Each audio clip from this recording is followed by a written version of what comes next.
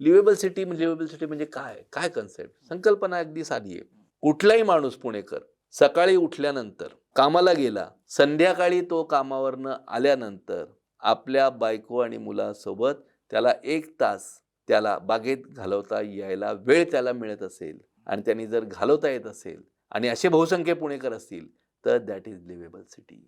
तर ते राहण्यायोग्य, राहण्यास सुखकर असं शहर लिव्हेबल सिटी. आता काय होतंय? आता सकाळी उठला की तो निघतो.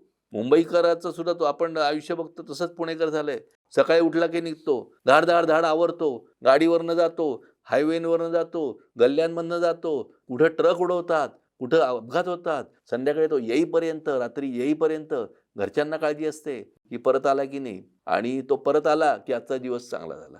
आणि तो जायला तास दीड तास, यायला तास दीड तास, 5:30-6ला सुटणार, येईपर्यंत अंधार पडणार. अंधार पडल्यावर तो इतका दमूनचा गेलेला असणार, की त्याला कुठं वेळच राहत नाही. मग तो एक यंत्र बनतो आणि ह्याला लिव्हेबल सिटी म्हणत नाही. याला राहण्यायोग्य शहर म्हणत नाही.